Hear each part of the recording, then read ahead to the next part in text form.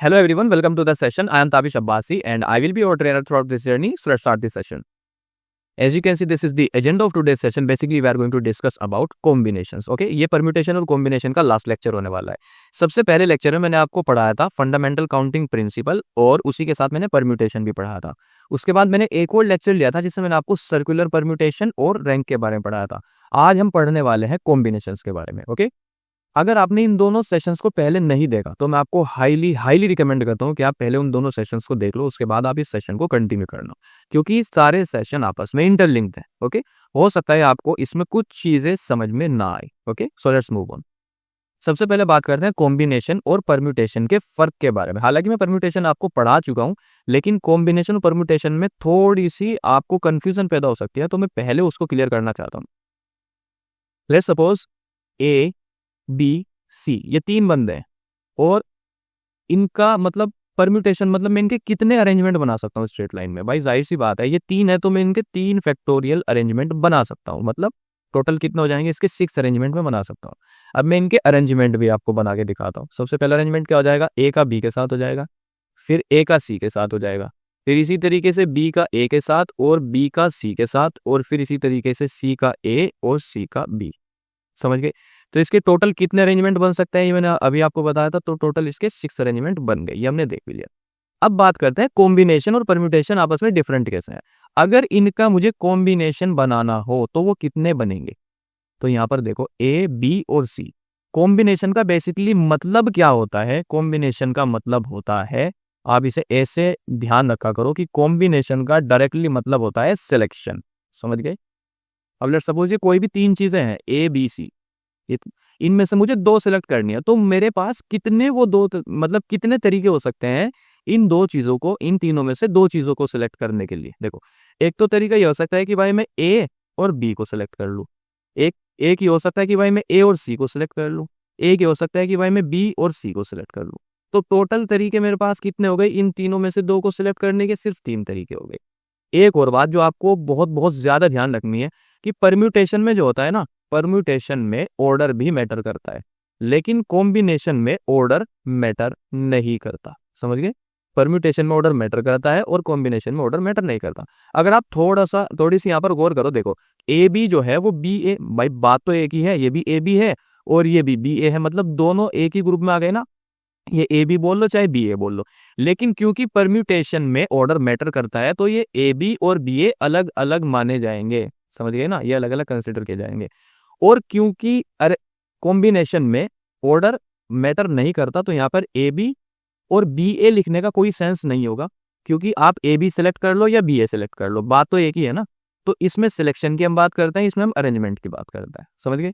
अब आप मुझे एक बात बताओ, अब ये जैसा 3 बंदे थे, इसमें से मुझे 2 को सिलेक्ट करना था, तो क्या मैं हर बार इस चार्ट को बनाऊंगा, क्या कोई इसका कोई फॉर्मूला भी होता है जिससे मैं डायरेक्ट इस 3 को निकाल सकूं कि इसके कितने कॉम्बिनेशन बन सकते हैं. भाई जाहिर सी बात है, मैथ में किस चीज का फॉर्मूला नहीं होता, मैथ में हर चीज का फॉर्मूला आता है, तो इसका भी फॉर्मूला होगा. इसका फॉर्मूला क्या होता है, देखो N C R which is equals to N factorial divided by R factorial into N minus R factorial. इसका फॉर्मूला ये होता है. अब आपको मैं थोड़ा सा इसको इस पर्टिकुलर सिनेरियो के इस फॉर्मूले में रखकर समझाता हूं. ओके, एन की वैल्यू यहां से क्या हो जाएगी, भाई टोटल बंदे कितने हैं 3, सिलेक्शन मुझे 2 का करना है, तो मैं इन दोनों का सिलेक्शन कितने तरीके से कर सकता हूं, तो आर की वैल्यू हो जाएगी 2 का सिलेक्शन मुझे करना है.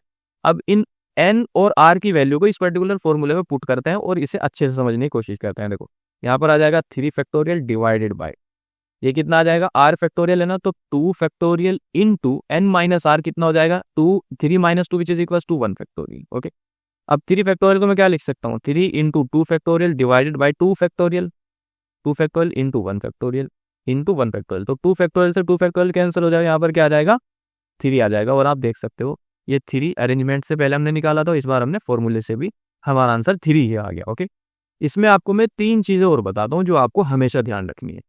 NC0 इसकी वैल्यू भी 1 होगी, और NC1 मतलब किसी n नंबर में से आपको 1 चूज करना है तो उसकी वैल्यू भी 1 होगी, और 0 चूज करना है तो उसकी वैल्यू भी 1 होगी. और एक सबसे इंपॉर्टेंट जो आपको ध्यान रखना है, NCR ये हमेशा बराबर होगा NCN माइनस आर के. ये आपको हमेशा ध्यान रखना है. मतलब मैं सीधा सा कह रहा हूं कि भाई यहाँ पर NCR की वैल्यू क्या है, यहाँ पर देखो 3C2, ये अपना ये वाला सिनेरियो है भाई, 3C2 ये वाला सिनेरियो हो गया ना अपना। तो 3C2 मैं कह रहा हूँ कि भाई 3C2 बराबर है 3C3 के।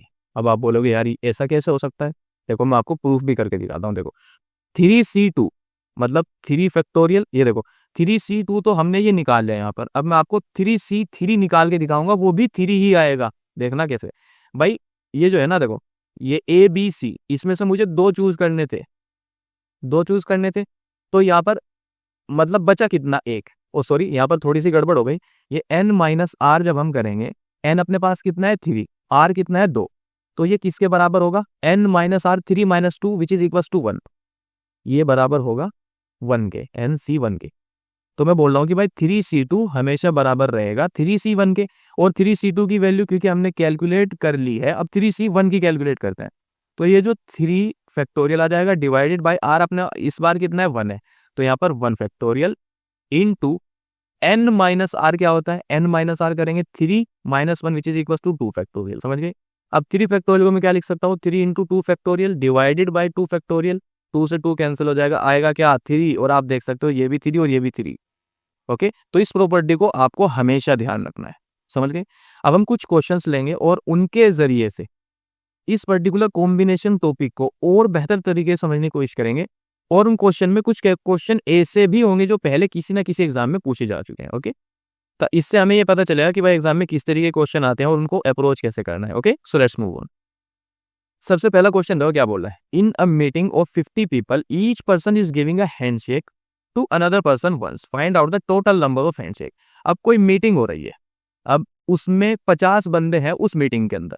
अब वो एक दूसरे से हैंडशेक करते हैं, तो हमें बताना है कि 50 बंदों में टोटल कितने हैंडशेक हो गए। अब जाहिर सी बात है, मैं निकाल लूंगा कि 50 बंदों में 2 का सिलेक्शन कितने तरीकों से हो सकता है, क्योंकि हैंडशेक 2 बंदों के बीच में होगा और जितने तरीके से 2 बंदों का सिलेक्शन हो सकेगा, जाहिर सी बात है उतने ही हैंडशेक हुए होंगे। तो मतलब NCR, इसका फॉर्मूला मैं आपको बार बार लिख के दिखाऊंगा ताकि आप इस फॉर्मूले को याद कर लो। N factorial divided by R factorial into N - R factorial. समझ गए। अब यहाँ पर N की वैल्यू क्या है 50 है, और हमें R की वैल्यू यहाँ से क्या मिल गई 2, क्योंकि हमें 2 बंदों का सिलेक्शन देखना है कि 50 में से 2 बंदों का सिलेक्शन हम कितने तरीके से कर सकते हैं, उतने ही हैंडशेक हुए होंगे। तो यहाँ पर 50C2 which is equals to, इसका फॉर्मूला क्या है 50 factorial divided by 2 factorial into 48 factorial, ये आ जाएगा। अब 50 फैक्टोरियल को मैं क्या लिख सकता हूँ, 50 × 49 × 48 फैक्टोरियल डिवाइडेड बाय यहाँ पर 2 फैक्टोरियल इनटू 48 फैक्टोरियल, ये इससे कैंसिल हो जाएगा। और 2 फैक्टोरियल की वैल्यू क्योंकि 2 ही होती है, तो 2 1 is R और यहाँ पर 2 25 R। ओके, तो 25 × 49 हो जाएगा। अब इसकी कैलकुलेशन थोड़ी सी मुश्किल हो सकती है, तो मैं इसे डायरेक्ट कैलकुलेट ना करके मैं इसे ऐसे करूंगा, 25 × 50 - 1 विच इज इक्वल्स टू, ये कितना आ जाएगा 1250 - 25 which is equals to 1225। 1225 handshake total होंगे इस मीटिंग के अंदर। समझ गए ना। So this is the final answer of this question. I hope इस क्वेश्चन की एक्सप्लेनेशन आपको समझ आ गई होगी। So let's move on to the next question. ये क्वेश्चन देखो क्या बोल रहा है, if 4 parallel lines are intersecting 7 parallel lines, how many parallelograms are formed. मतलब 4 पैरेलल लाइंस हमें बनानी है। लेट्स सपोज 1 2 3 और 4 पैरेलल लाइन मैंने बना ली। अब ये बोल रहा है कि इंटरसेक्टिंग 7 पैरेलल लाइन और बनानी है, मतलब जो उन चारों लाइनों को काटेगी। तो एक लाइन, दूसरी लाइन और तीसरी और चौथी, पांचवी, छठी और सातवीं, टोटल लाइन बन गई अपनी।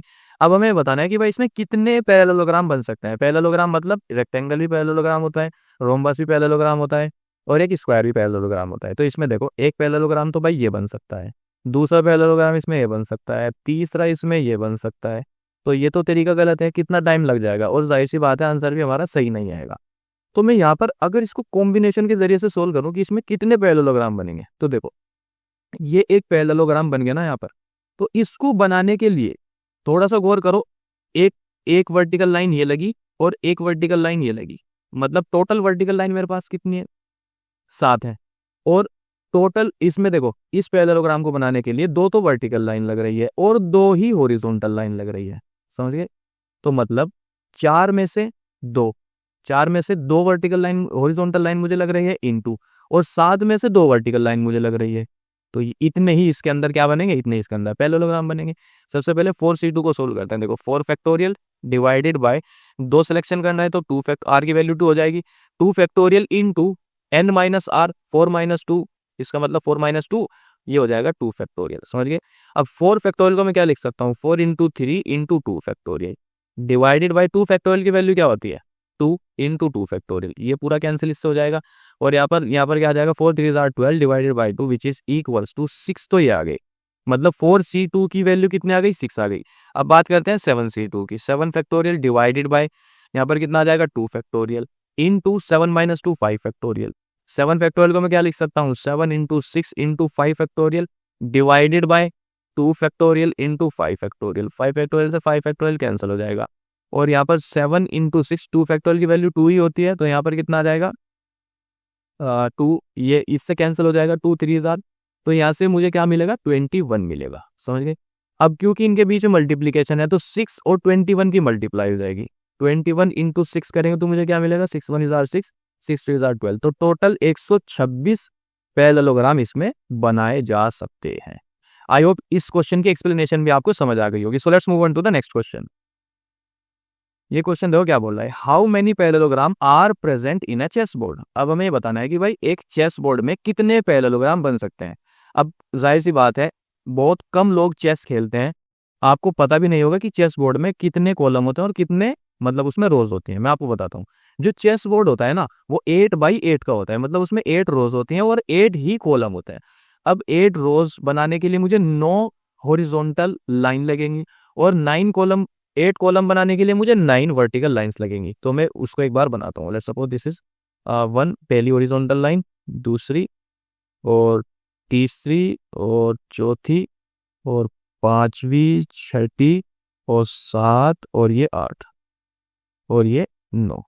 ओके, अब मैं इसमें 9 ही वर्टिकल लाइन बनाऊंगा। देखो 1 और 2 और यहाँ पर ये 3 और ये 4 5 6 7 8 और एक 9। अभी अपना पूरा चेस बोर्ड बन गया। देखो 1 2 3 4 5 6 7 8 बन गया ना। 8 तो इसके अंदर क्या हो गई कॉलम हो गए और 8 ही इसके अंदर रोज हो जाएंगी। 7 6 5 4 3 2 1 8 ही रो हो गई। अब इसमें पैरेललोग्राम बताने हैं कितने। अब एक पैरेललोग्राम तो देखो ये बन गया और इसमें बहुत सारे बन सकते हैं, तो जाहिर सी बात है एक पैरेललोग्राम बनाने के लिए, एक सेकंड पेन में कुछ हो गया, अरे सही हो जाए यार। हाँ, एक पैरेललोग्राम बनाने के लिए मुझे क्या लग रहा है 2 तो वर्टिकल लाइन लग रही है। देखो 2 वर्टिकल लाइन लग रही है और 2 हॉरिजॉन्टल लाइन लग रही है, तो 9 तो वर्टिकल लाइन है। 9 वर्टिकल लाइन में से 2 वर्टिकल लाइन लग रही हैं और 9 वर्टिकल लाइन में से 9 हॉरिजॉन्टल लाइन में से 2 हॉरिजॉन्टल लाइन लग रही हैं। तो कॉम्बिनेशन से मैं ऐसे निकाल सकता हूँ। तो मैं 9c2 को जब मैं सोल्व कर लूंगा वही वैल्यू इसकी होगी, आपस में मल्टीप्लीकेशन होगा और जो भी आंसर आएगा उतने ही पैरेललोग्राम बन सकते हैं। तो यहाँ पर आ जाएगा 9 factorial divided by 2 factorial into 7 factorial. यहाँ से कितना आ जाएगा 9 into 8 into 7 factorial divided by 2 factorial into 7 factorial. ये कैंसिल हो जाएगा आपस में। 2 फैक्टोरियल की वैल्यू क्योंकि 2 ही होती है तो 2 1 इजार और 2 4 इजार, ये कितना आ जाएगा 36। ओके, अब जब 9c2 की वैल्यू 36 आ गई, ये भी तो 9c2 ही है तो इसकी वैल्यू भी 36 आएगी। तो यहाँ पर 36 इंटू 36 जब हम करेंगे तो हमें क्या मिलेगा 36 का स्क्वायर, और 36 का स्क्वायर क्या होता है 1296। तो इसमें टोटल 1296 पैरेललोग्राम बनाए जा सकते हैं। ओके, आई होप इस क्वेश्चन की एक्सप्लेनेशन भी आपको समझ आ गई होगी। So let's move on to the next question. ये क्वेश्चन देखो क्या बोल रहा है, a team of 11 should be selected from 11 boys and 5 girls. The team should not have more than 3 girls. In how many ways a team can be formed? मतलब 11 बंदों की team बनानी है। अब अपने पास सिलेक्शन के लिए 11 तो बॉयज हैं और 5 गर्ल्स हैं। टोटल सिलेक्शन के लिए 11 बॉयज हैं 5 गर्ल्स हैं। अब इनमें से अब हमें क्या करना है 11 बंदों की टीम बनानी है, लेकिन एक शर्त है, मतलब एक कंडीशन है। कंडीशन यह है कि 3 गर्ल्स से ज्यादा टीम में नहीं हो सकती। तो सबसे पहला जो मतलब बन सकता है वो क्या हो सकता है, सबसे पहला केस तो ये हो सकता है कि भाई, एक मिनट में आपको समझाता हूँ। सबसे पहला केस तो ये हो सकता है कि आप 11 बॉयज ले लो, मतलब बॉयज कितने ले लो, बॉयज ले लो 11 और गर्ल्स आप एक भी ना लो, गर्ल्स ले लो 0। और दूसरा केस क्या बन सकता है भाई, दूसरा केस ये बन सकता है कि आप बॉयज तो ले लो 10 और गर्ल्स ले लो आप 1, समझ गए। और तीसरा केस क्या बन सकता है, तीसरा केस ये बन सकता है कि भाई बॉयज ले लो 9 और जो गर्ल्स है गर्ल्स ले लो 2। देखो इसका भी क्या 11 बंदों की टीम बन जाएगी, यहाँ पर भी 11 बंदों की टीम बन जाएगी और यहाँ पर भी 11 बंदों की टीम बन जाएगी। अब चौथा केस क्या हो सकता है भाई, चौथा केस ये हो सकता है कि भाई बॉयज तो ले लो 8 और गर्ल्स ले लो 3। तो यहाँ पर भी देखो टोटल 11 बंदों की टीम बन गई। अब कितने तरीके से टीम का सिलेक्शन हो सकता है वो निकालना है ना। तो सर ये केस 1 मान लेता हूँ मैं से, ये केस 2 और ये केस 3 और ये केस 4। सबसे पहले केस 1 के लिए देखते हैं। देखो 11 बॉयज ले रहे हैं और 11 बॉयज हैं और 0 गर्ल्स है, तो जाहिर सी बात है एक ही सिलेक्शन होगा, तो यहाँ से तो एक आ जाएगा। और 10 बॉयज ले रहे हैं और 1 गर्ल्स ले रहे हैं, तो इसके लिए क्या होगा, सबसे पहले 10 बॉयज के लिए देखते हैं। देखो 10 मतलब 11 बॉयज में से, 1 मिनट मैं आपको एक चीज और बताता हूँ। देखो इसका क्या बन जाएगा केस 1 का, यहाँ पर हो जाएगा एन, एन अपने पास कितना है 11, मतलब 11 में से हम कितने का सिलेक्शन कर रहे हैं 11 लड़कों का, समझ गए। इनटू गर्ल्स कितने अपने पास 5 और उसमें सिलेक्ट कितनी कर रहे हैं 0, समझ गए। तो यहाँ पर जब आप इसे n factorial divided by r factorial into n minus R factorial में रखोगे तो आपको आंसर क्या मिलेगा 1 मिलेगा, समझ गए। अब बात करते हैं केस 2 की। केस 2 में क्या है, केस 2 में हम क्या कर रहे हैं भाई 11 बॉयज में से हम 10 बॉयज का सिलेक्शन कर रहे हैं और 5 गर्ल्स में से हम 1 गर्ल्स का सिलेक्शन कर रहे हैं। और तीसरे केस में हम क्या कर रहे हैं 11 में से 9 का सिलेक्शन कर रहे हैं इंटू 5 गर्ल्स में से हम 2 का सिलेक्शन कर रहे हैं। चौथे केस में हम 11 बंदों में से 11 लड़कों में से 8 का सिलेक्शन कर रहे हैं और 5 गर्ल्स में से 3 का सिलेक्शन कर रहे हैं। ओके, आई होप अब आपको चीजें क्लियर हुई होंगी। तो सबसे पहला तो हमने कर लिया, अब हम दूसरे की बात कर रहे हैं, इस वाले की, दूसरे केस की। दूसरे केस में क्या होगा, दूसरे केस में 11 फैक्टोरियल, 11 में से हमें 10 बॉयज निकालने हैं, तो यहाँ पर क्या आ जाएगा 10 फैक्टोरियल इनटू 11 में से 10 जाएगा तो यहाँ पर 1 फैक्टोरियल। तो 11 फैक्टोरियल को मैं क्या लिख सकता हूँ 11 into 10 factorial divided bye 10 factorial, ये कैंसिल हो जाएगा पूरा। तो यहाँ से कितना आ जाएगा भाई 11 आ जाएगा, ये 11 आ गया ना अपना। और 5 गर्ल्स में से 1 गर्ल्स का सिलेक्शन करना है, मतलब इस पर्टिकुलर की वैल्यू हमारे पास कितनी आ गई 11 आ गई। अब हम इसकी वैल्यू कैलकुलेट करते हैं 5C1 की, मतलब यहाँ पर 5 फैक्टोरियल डिवाइडेड बाय, यहाँ पर 1 गर्ल्स हम सेलेक्ट कर रहे हैं तो 1 फैक्टोरियल इंटू 4 फैक्टोरियल। यहाँ से क्या आ जाएगा 5 into 4 factorial divided bye 4 factorial, ये कितना आ जाएगा यहाँ से 5 आ जाएगा। तो इसकी वैल्यू अपनी क्या आ गई 5 आ गई। इनकी जब दोनों की मल्टीप्लाई करेंगे हम तो यहाँ से कितनी वैल्यू आ जाएगी 55। तो देखो सबसे पहले केस की वैल्यू कितनी आई 1, दूसरे केस की वैल्यू कितनी आ गई 55। अब तीसरा केस कैलकुलेट करते हैं। तीसरे केस में हमने 9 बंदों को सिलेक्ट किया है, तो 11 फैक्टोरियल n हो जाएगा, उसमें से 9 फैक्टोरियल r हो जाएगा, इनटू यह हो जाएगा अपना 2 factorial which is equal to 11 को मैं क्या लिख सकता हूँ 11 into 10 into 9 factorial divided by 9 factorial into 2 factorial. 9 से 9 कैंसिल हो जाएगा, 2 फैक्टोरियल की वैल्यू 2 होती है, तो यहाँ पर 2 1 इधर और 2 5 इधर, तो ये कितना हो जाएगा 55। 55 वैल्यू किसकी आ गई, इसकी वैल्यू 55 आ गई। ओके 55 वैल्यू इसकी आ गई। अब बात करते हैं इसकी 2 की, इसकी बात करते हैं तो 5 factorial divided by 2 factorial into 3 factorial. Okay, तो यहाँ से 5 into 4 into 3 factorial divided by 2 factorial की वैल्यू 2 ही होती है। 3 फैक्टोरियल से 3 फैक्टोरियल कैंसिल हो जाएगा, तो 2 is R 4 5 which is equal to ये आ जाएगा 10, तो इसकी वैल्यू 10 आ गई, मतलब इसकी वैल्यू 10 आ गई, इसकी 55 आई। तो इन दोनों की मल्टीप्लाई होगी तो वैल्यू कितनी आ जाएगी 55 की 10 से मल्टीप्लाई करेंगे तो आ जाएगा यहाँ पर 550। ओके, तो इस तीसरे की वैल्यू कितनी आ गई 550। अब बात करते हैं चौथे केस के बारे में। चौथे केस में क्या हो रहा है, इसमें 8 बंदे सेलेक्ट कर रहे हैं, तो 11 factorial divided bye 8 factorial into 3 factorial. इसको मैं क्या लिख सकता हूँ 11 गुना 10 और इंटू 9 इंटू 8 फैक्टोरियल। ओके, और यहाँ से क्या हो जाएगा 8 फैक्टोरियल, 8 फैक्टोरियल और 3 फैक्टोरियल में मैं क्या लिख सकता हूँ 3 इंटू 2 इंटू 1। 8 फैक्टोरियल से 8 फैक्टोरियल कैंसिल, 3 3 इज आर 9 और यहाँ पर 2 5 इज आर 10। ओके, और ये 1 11 इज आर, तो 11 इंटू 5 इंटू 3, यहाँ पर कितना आ जाएगा 11 इंटू 5 इंटू 3। ओके, तो 11 इंटू 5 करेंगे तो यहाँ पर 55 इंटू 3 करेंगे तो यहाँ पर हमें कितना मिलेगा 3 5 इज आर 15, 1 कैरी 3, ये आ जाएगा 165। तो इसकी वैल्यू कितनी आ गई 11C8 की वैल्यू अपने पास कितनी आ गई 165। अब बात करते हैं 5C3 की। 5C3 को कैसे कैलकुलेट करेंगे, 5 factorial divided bye 3 factorial into 2 factorial. तो यहाँ से 5 factorial into 5 into 4 into 3 factorial divided bye 3 factorial into 2 factorial की वैल्यू क्योंकि 2 ही होते हैं तो 2 एज इट इज लिख लेंगे। 3 फैक्टोरियल से 3 फैक्टोरियल कैंसिल हो जाएगा, यहाँ पर 2 2 इधर 4 5 into 2 which is equal to 10। तो इसकी वैल्यू कितनी आ गई 10 आ गई। 165 इंटू 10 करेंगे तो हमें क्या मिलेगा 1650 मिलेगा।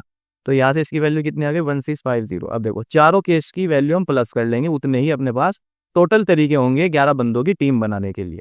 तो 1650 यहाँ पर आ जाएगा, 550 यहाँ पर आ जाएगा, 55 यहाँ पर और 1 यहाँ पर। ओके, तो 51 ये हो जाएगा 6 और 5 ये हो जाएगा 15, 1 कैरी और ये हो जाएगा 12 और ये हो जाएगा 1। समझ गए? 1 मिनट सॉरी, ये 2256 हो जाएगा क्योंकि इसमें 1 कैरी भी तो है ना लास्ट में। देखो 5 और 1 6, 5 10 15, 5 1 कैरी आ जाएगा और 7 5 12 2 आ जाएगा और यहाँ पर 1 कैरी। तो टोटल कितने तरीके होंगे 2256 टोटल तरीके होंगे। आई होप इस क्वेश्चन की एक्सप्लेनेशन आपको समझ आ गई होगी। क्वेश्चन थोड़ा सा लेंथी था लेकिन हमने इसे भी कर दिया। Okay, so let's move on to the next question. ये क्वेश्चन देखो क्या बोल रहा है, out of 8 consonants and 5 vowels how many words can be formed with 5 consonant and 4 vowel. अब लेट्स सपोज ये बोल रहा है कि भाई 8 कॉन्सोनेंट है मेरे पास, 8 कॉन्सोनेंट मतलब ए, मैं मान लेता हूँ कि A B C D E F G H, इसके पास टोटल 8 कॉन्सोनेंट है और इसके पास मैं मान लेता हूँ कि भाई इसमें मतलब इसके पास कोई भी कॉन्सोनेंट हो सकता है। मैं ये मान के चल रहा हूँ कि भाई ये है। आप एक काम करो, मैं इन्हें भी नहीं मान रहा हूँ, मैं ये मान रहा हूँ कि भाई उसके पास 8 कॉन्सोनेंट है, उसके पास 5 वोवेल है। तो उसमें से 8 कॉन्सोनेंट में से वो क्या करता है, 8 कॉन्सोनेंट में से वो 5 कॉन्सोनेंट को सेलेक्ट करता है। समझ गए? उसके बाद वो क्या करता है, वो 5 वोवेल में से 4 वोवेल सेलेक्ट करता है। तो 5 वोवेल में से 4 वोवेल वो सिलेक्ट करता है। अब ये क्या बनेगा, ये मतलब इसका आंसर जो भी आएगा। अब ये बोल रहा है कि भाई वो कितने, how many words can be formed, इसमें परम्यूटेशन वाला पार्ट भी आएगा। कितने वर्ड वो उस मतलब कितने वर्ड वो जो भी वर्ड बनेगा मतलब जो भी इसका आएगा कितने वर्ड बना सकता है हमें ये बताना है। तो 5 + 4 जो भी वर्ड बनेगा उसमें 9 कैरेक्टर होंगे। अब 9 कैरेक्टर को हम 9 फैक्टोरियल तरीकों से अरेंज कर सकते हैं। समझ गए? तो यहाँ पर इंटू 9 फैक्टोरियल हो जाएगा और यही इस क्वेश्चन का फाइनल आंसर होगा। आई होप इस क्वेश्चन की एक्सप्लेनेशन भी आपको समझ आ गई होगी। So let's move on to the next question. ये क्वेश्चन देखो क्या बोल रहा है, 8 points are marked on a straight line and 7 points are marked on another line which is parallel to the first line. How many triangles can be formed with these points as vertices. सबसे पहले बोल रहा है कि भाई एक line बनाओ। Let's suppose I am making this line, ये मैंने एक लाइन बना ली और ये बोल रहा है कि इस पे 8 पॉइंट मार्क करो। 1 पॉइंट, दूसरा पॉइंट, तीसरा, चौथा, 5वां, 6वां, 7वां और 8वां में यहाँ पर मार्क करता हूँ। ओके, अभी बोल रहा है कि भाई एक और दूसरी लाइन बनाओ इसी के पैरेलल, इसी के साथ, उस पर 7 पॉइंट मार्क करो। तो मैं इस पर 7 मार्क करता हूँ, 1 2 3 4 5 6 और 7। मैंने इस पर 7 पॉइंट मार्क कर दिए। अभी बोल रहा है कि भाई how many triangles can be formed with these points as vertices. मतलब इन पॉइंट्स को एज अ वर्टाइसेस यूज करके हम कितने ट्रायंगल बना सकते हैं। देखो अगर मैं इस लाइन को ए मान लूँ, इसको बी मान लूँ, अब मैं ट्रायंगल एक तो ऐसे बना सकता हूँ, ऐसे बना सकता हूँ। अब क्योंकि इस लाइन पर 8 पॉइंट है और इस लाइन पर 7 पॉइंट है, तो ट्रायंगल एक तो इस तरीके से बन सकता है कि भाई इस वाली लाइन से मैं 2 पॉइंट सेलेक्ट करूं और इस वाली लाइन से मैं 1 पॉइंट ले लूं। तो यहाँ पर एक ट्रायंगल बनाने का तरीका क्या है कि भाई एक तो 8 ट्रायंगल कैसे बन सकता है कि भाई जिस लाइन पर 8 पॉइंट है उस पे से मैं 2 पॉइंट सेलेक्ट कर रहा हूँ इनटू, और एक जो 7 पॉइंट है जिस लाइन पर उस पे से मैं 1 पॉइंट सेलेक्ट कर रहा हूँ, उस पे से मैं 1 पॉइंट सेलेक्ट कर रहा हूँ। एक तो तरीका ये है ट्रायंगल बनाने का इन दोनों लाइन से। अब दूसरा तरीका भी क्या कोई हो सकता है? हाँ भाई दूसरा तरीका भी हो सकता है। दूसरा तरीका ये हो सकता है कि आप क्या करो, ऐसे भी तो ट्रायंगल बनाया जा सकता है ना। तो इस बारी मैंने क्या किया, जिस पर 8 मार्क है, 8 पॉइंट है, उससे मैंने एक पॉइंट लिया और जिस पर 7 है उस पे से मैंने 2 लिए। तो दूसरा तरीका क्या हो सकता है भाई, 8 वाली पे से तो मैंने 1 को लिया इनटू और 7 वाली पे से मैंने 2 को लिया। दूसरा तरीका ये हो सकता है। अब जब हम इन्हें सोल्व करेंगे, इन्हें हम सोल्व करते हैं और जो भी आएगा वो इसका फाइनल आंसर होगा। 8C2 के लिए सबसे पहले सोल्व करते हैं हम, इसे सबसे पहले सोल्व करेंगे। 8C2 का हमारे पास क्या आएगा, तो 8 फैक्टोरियल डिवाइडेड बाय यहाँ पर 2 factorial into 8 - 2 which is equal to 6 factorial. तो यहाँ से कितना आएगा, 8 × 7 × 6 factorial divided by 2 factorial into 6 factorial. 6 से 6 कैंसिल हो जाएगा, 2 फैक्टोरियल की वैल्यू 2 ही होती है। 2 1 इज 2 4 इज, तो यहाँ से कितना आएगा, यहाँ से आ गया अपना 28। अब बात करते हैं 7C1 की। अब बात करते हैं इसकी 7C1 की वैल्यू क्या हो जाएगी, 7 factorial divided bye 1 factorial into 6 factorial. तो 7 × 6 factorial divided bye 6 factorial cut के यहाँ पर कितना आ जाएगा 7।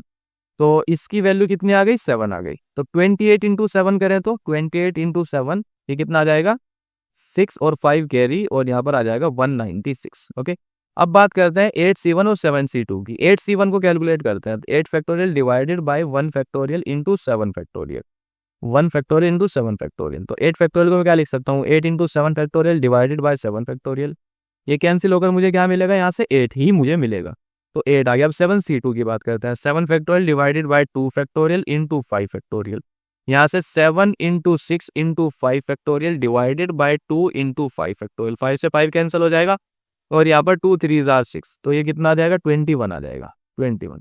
अब 21 की जब हम 8 में करेंगे, 8 1 जार और 8 2 जार 16, 168।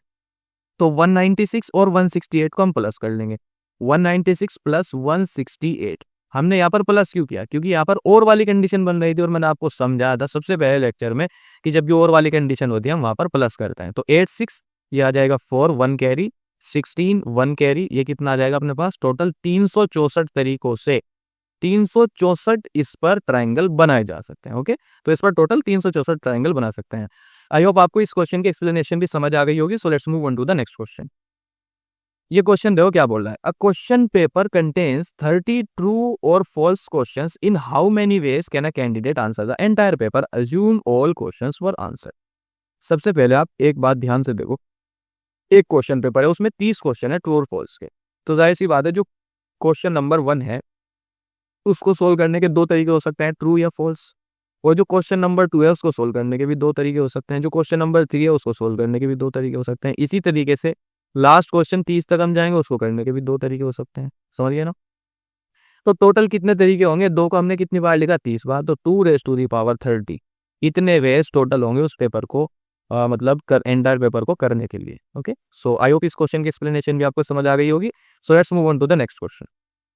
ये क्वेश्चन देखो क्या बोल रहा है, a car will hold 2 in the front seat and 3 in the rear seat. Only adults can drive and sit in front. In how many ways 3 adult and 2 children can be filled in the car? ये बोल रहा है कि भाई 2 तो front seat है, ये तो हो गई अपनी ड्राइवर सीट, और इसमें 3 सीट पीछे हैं, 1 सीट 2 सीट और तीसरी सीट, समझ गए। अब यहाँ पर 3 तो एडल्ट हैं, क्वेश्चन को ध्यान से समझना, 3 एडल्ट हैं और 2 चिल्ड्रन है, 3 एडल्ट हैं और 2 चिल्ड्रन है, सॉरी फॉर राइटिंग। ये अपनी ड्राइवर सीट हो गई, ये भी अपनी पैसेंजर सीट हो गई, ये भी पैसेंजर सीट, ये भी और ये भी। अब 3 एडल्ट हैं 2 चिल्ड्रन है। अब कंडीशन ये है कि फ्रंट सीट पर और ड्राइवर सीट पर एडल्ट ही बैठ सकता है, समझ गए। तो यहाँ पर क्या हो सकता है, देखो इस ड्राइवर सीट पर क्योंकि 3 एडल्ट हैं तो जाहिर सी बात है तीनों में से कोई भी एडल्ट यहाँ पर ड्राइव कर सकता है। अब बचे कितने, 2 एडल्ट बचे, तो उन 2 एडल्ट में से यहाँ पर कोई भी बैठ सकता है, क्योंकि हमें 3 एडल्ट और 2 चिल्ड्रन को अरेंज करना है ना। तो 3 एडल्ट में से ड्राइवर सीट पर कोई भी बैठ सकता है, बचे 2 में से फ्रंट सीट पर कोई भी बैठ सकता है। अब 1 एडल्ट बचा, 2 बच्चे बचे, तो टोटल कितने बचे, 3 बचे। तो तीनों में से कोई भी यहाँ पर आ सकता है। अब बचे 2, उन दोनों में से कोई भी यहाँ पर आ सकता है, बचा 1, तो 1 तो यहाँ पर आएगा ही। अब टोटल कितने तरीके हैं, टोटल कितने वेज हैं वो बताने हैं ना। देखो इस क्वेश्चन में कॉम्बिनेशन से ज्यादा परम्यूटेशन का काम हो रहा है, इसलिए मैं आपको बोल रहा था कि भाई अगर आपने परम्यूटेशन वाला सेशन नहीं देखा उसको पहले देख लो। तो टोटल परम्यूटेशन कितने बनेंगे, 2 इंटू 3 इंटू 3 इंटू 2 इंटू 1, 2 3 जार 6, 6 3 जार 18 into 2 which is equal to 36। तो टोटल कितने वेज बनेंगे, 36 वेज बनेंगे। ओके, आई होप इस क्वेश्चन की एक्सप्लेनेशन भी आपको समझ आ गई होगी। So that's it for this video. लेकिन जाने से पहले मैं आपको एक एडवाइस देना चाहता हूं, अगर आप इस सेशन को यूट्यूब एप्लीकेशन पर देख रहे हो ना, तो मैं आपको हाईली रिकमेंड करता हूं कि प्ले स्टोर पर जाओ और मास्टर एप्टीट्यूड को डाउनलोड करो। इसमें आप ही का फायदा होगा। इसमें फायदा कैसे होगा, देखो ये जो चीजें मैंने आपको पढ़ाई ना, आपको कॉम्बिनेशन समझाया, मतलब पहले थ्योरी आपको समझाई, उसके बाद मैंने आपको क्वेश्चन समझाए। अब जाहिर सी बात है ये चीजें तो आपको समझ में आनी ही आनी है, 100% आनी ही आनी है। अब मसला क्या आता है, आप किसी चीज को देखते रहो, लेकिन जब तक आप उसकी प्रैक्टिस नहीं करोगे ना, तो ज्यादा चांसेस है कि आप उसको भूल जाओगे, सही है ना। आपको लगता है कि हाँ भाई मैं तो कर लूंगा, जब आप किसी चीज को देखते हो आपको लगता है हाँ भाई कर लूंगा, लेकिन जब आप करने बैठते हो ना हकीकत में, तो आपसे नहीं होता। ओके, तो मैं आपको इसीलिए मास्टर एप्टीट्यूड एप्लीकेशन रिकमेंड कर रहा हूँ, क्योंकि इसमें क्या मिलेगा, देखो आप जो भी सेशन देखोगे ना उसके नीचे आपको इसका स्टडी मटेरियल दिया जाएगा, उसी के साथ आपको बेसिक एक्सरसाइज वहां पर दी जाएगी, उसी पर्टिकुलर टॉपिक से रिलेटेड जो पहले एग्जाम में क्वेश्चन आ चुके वो भी वहां पर दिए जाएंगे with text solution and video solution, समझ गए। और फिर उसी टॉपिक से रिलेटेड क्वेश्चन बैंक दिया जाएगा with text solution with video solution, समझ गए। तो इसलिए मैं आपको बोल रहा हूँ कि भाई मास्टर एप्टीट्यूड डाउनलोड कर लो। अगर आप वाकई एप्टीट्यूड को सीखना चाहते हो तो मैं आपको गारंटी दे सकता हूँ कि मास्टर एप्टीट्यूड एप्लीकेशन से बेहतर चॉइस आपके लिए कुछ भी नहीं हो सकती। यार आपको चाहिए क्या, टेक्स्ट सॉल्यूशन भी आपको वहां पर मिल रहा है, आपको वीडियो सॉल्यूशन भी मिल रहा है, आप वहां पर टेक्स्ट मतलब अपना टेस्ट भी दे सकते हो, कस्टम टेस्ट खुद से टेस्ट डिजाइन कर सकते हो। मतलब मुझे भाई 10 क्वेश्चन परम्यूटेशन से चाहिए और 10 क्वेश्चन मुझे सिंपल इंटरेस्ट से चाहिए, या मुझे 5 क्वेश्चन इस वाले टॉपिक से चाहिए, या मुझे 5 ब्लड रिलेशन से चाहिए। आप खुद का कस्टम टेस्ट डिजाइन करके उसको भी वहां पर एज अ टेस्ट दे सकते हो, ताकि आप अपनी प्रोग्रेस को और बेहतर तरीके से ट्रैक कर सको और पता लगा सको कि मैं कितना कर पा रहा हूँ। उसके अंदर मैंने सब कुछ डाल दिया है। I am a developer of this application. तो इसी वजह से मैं अपनी पूरी कोशिश करता हूँ कि आपको एक्सपीरियंस बेहतर से बेहतर बना सकूं और आपको चीजें आसान से आसान तरीके से सिखा सकूं। ओके, अगर आप वाकई एप्टीट्यूड को सीखना चाहते हो तो मास्टर एप्टीट्यूड को डाउनलोड कर लो। तो इससे बेहतर चॉइस आपके लिए कुछ भी नहीं हो सकती। Okay, so that's it for this video. Thank you and all the best.